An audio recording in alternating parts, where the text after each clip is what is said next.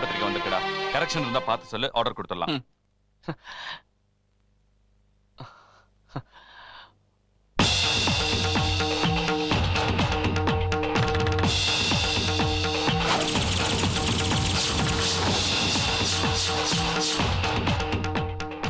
அண்ணா, இது என்னோட marriage invitation தானே? இல்ல, என்னோடது. என்ன கிண்டலா பண்ற? உன்னோட கல்யாண இன்விடேஷன் தான்டா அது. பொண்ணோட போட்டோ மாறி இருக்க. காட்டு. கரெக்டா தானடா இருக்கு.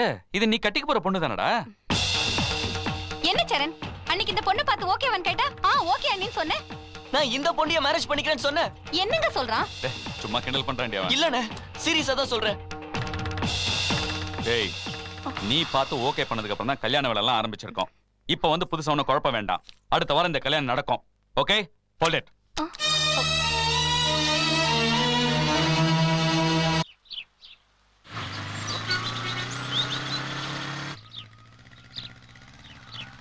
நான் உங்க தனலட்சுமி பொண்ணு பார்க்க வந்தது உண்மைதான். ஆனா நீங்க எல்லாம் லட்சுமி லட்சுமின்னு சொன்ன உடனே என் மனசுல இருந்து நான் லவ் பண்ணல மகாலட்சுமி தான் என் கண்ணுக்கு தெரிஞ்சா.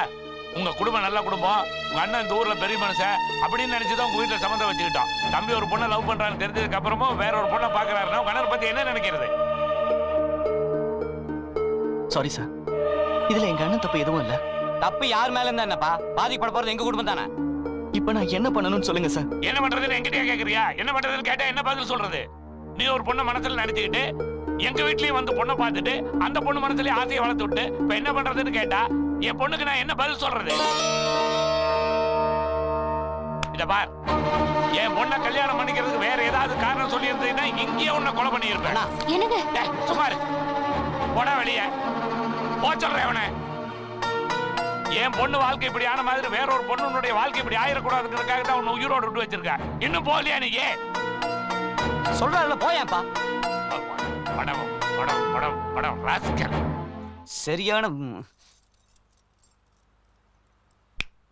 சரண், கம் அப்.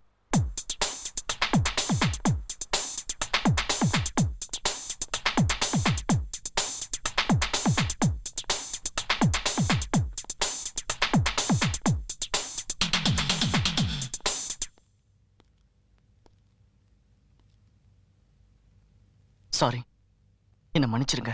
சாரி சொன்னா போதுமா? அன்னைக்கு என்ன பிடிச்சிருக்குன்னு சொன்னேன், இப்ப என்ன பிடிக்கலன்னு சொல்ற. பொண்ணுங்களை பத்தி என்ன நினைச்சிட்டு இருக்க நீ?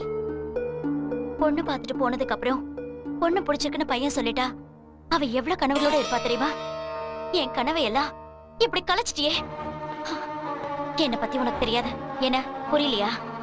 உன்னை நான் பாக்குறதுக்கு முன்னாடி என் ஃப்ரெண்ட்ஸ் கிட்ட சொல்லிருக்கேன், நீ என்ன பார்த்துட்டு பிடிக்கலன்னு சொன்னா உன்னோட ட்ரெஸ் எல்லாம் கட்டிட்டு ஜட்டியோட ஓட விடுவேன்னு. சொன்ன மாதிரி செய்யலன்னா என் ஃப்ரெண்ட்ஸ் எல்லாம் என்ன ஒரு மாதிரி பாப்பாங்க. சோ நீ என்ன பண்றனா, ட்ரெஸ் எல்லாம் கட்டி எங்களை கொடுத்துட்டு கிளம்புற. ஏய், எதுக்குடி இதெல்லாம்? வேணாண்டி, விட்டு. நீ சும்மாரு.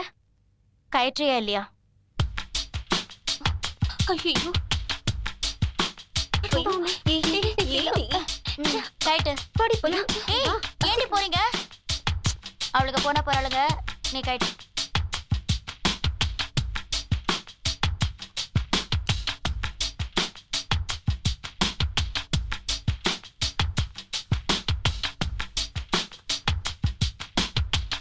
இப்போ உனக்கு அவமானமா இல்ல?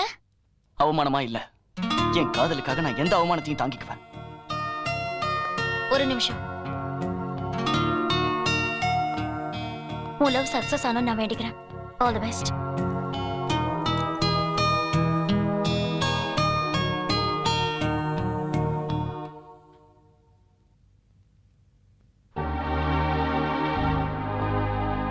இல்லங்க, ரொம்ப சாரிங்க. நான் வந்த உடனே என்ன ஏதுன்னு விசாரிச்சு மறுபடியும் உங்களுக்கு ஃபோன் பண்றேன். I am very sorry once again. சரண்,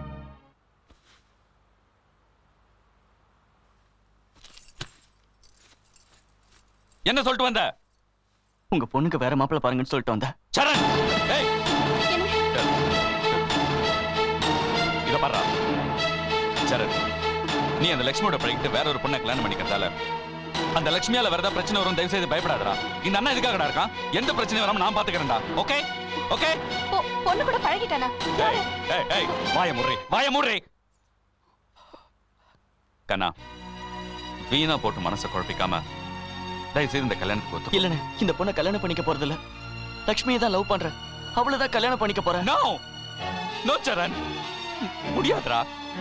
அவ she's a bloody prostitute, Charan. she's a bloody prostitute. அவ பணத்துக்காக என்னவெல்லாம் பண்ணுவாடா? பணத்துக்காக தன் உடம்பு விக்கிறவ. அவ ஒரு விபச்சாரிடா. அவ ஒரு விபச்சாரி. அந்த மாதிரி பொண்ணு எப்படி நம்ம குடும்பத்துக்கு சரியா வரும்? வேண்டாம் சரண், ப்ளீஸ் வேண்டாம். அந்த பொண்ணு மறந்துரு. அந்த பொண்ணை மறந்துடுறா. ப்ளீஸ் மறந்துரு. கையெடுத்து கும்பிட்டு கேட்கிறேன். தயவு செய்து அந்த பொண்ணை மறந்துடுறா.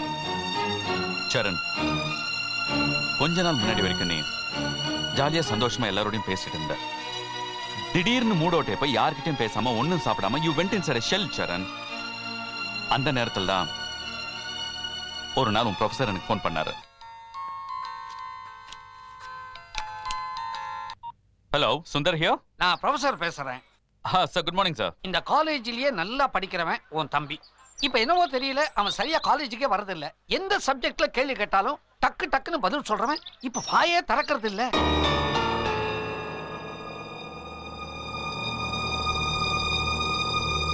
நான் நினைக்கிறேன் அவன் மனசுல ஏதோ ஒரு குழப்பம் கரையா மாதிரி அரிச்சுக்கிட்டு இருக்குன்னு. முதல்ல அந்த கரையான பூச்சி மருந்து அடிச்சு கொல்லணும். அதை செய்யுங்கிறேன். சரண், ப்ரொஃபசர் சொன்னதை வச்சு உன்னை ஒரு டாக்டர் கிட்ட கொண்டு போய் செக் பண்ணேன். உடம்பளவில் எந்த பிரச்சனையும் இல்லைன்னு டாக்டர் சொல்லிட்டாரு.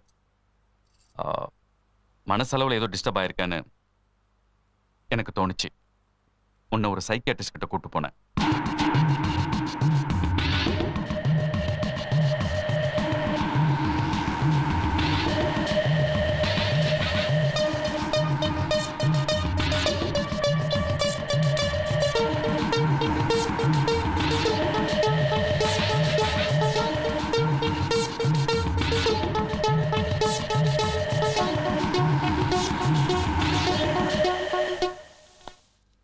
சுந்தர்,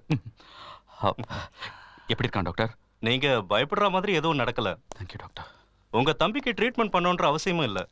பட் காலேஜ்ல ஏதோ ஒரு பொண்ணால டிஸ்டர்ப் ஆயிருக்காரு. அதான் மன ரீதியா பாதிக்கப்பட்டிருக்காரு தவிர வேற நீங்க நினைக்கிற மாதிரி சீரியஸா எதுவும் இல்ல. ஏதாவது வெளியூர்ல 1 or 2 months அமைதியான சூழ்நிலையில அவரை தங்க வச்சீங்கன்னா உங்க தம்பிக்கு எல்லாமே சரியா போயிடும். You don't worry Sundar. அதனால தான் உன்னை நான் ஃபார்ம் ஹவுஸ்க்கு அனுப்பிச்சு வச்சேன். உன் டென்ஷன் குறையணும், மனசு ரிலாக்ஸ் ஆகணும்னு நான் நினைச்சேன். உன்னோட சந்தோஷமான மாற்றங்கள்ல ராமையா அடிக்கடி எனக்கு ஃபோன் பண்ணி சொல்லுவான். அதை கேட்டு நான் எவ்வளவு சந்தோஷப்பட்டேன் தெரியுமா? சரண், நீ இந்த மாதிரி கண்டவளை காதலிச்சு என்னை கஷ்டப்படுத்துவ நான் கொஞ்சம் கூட எதிர்பார்க்கலடா.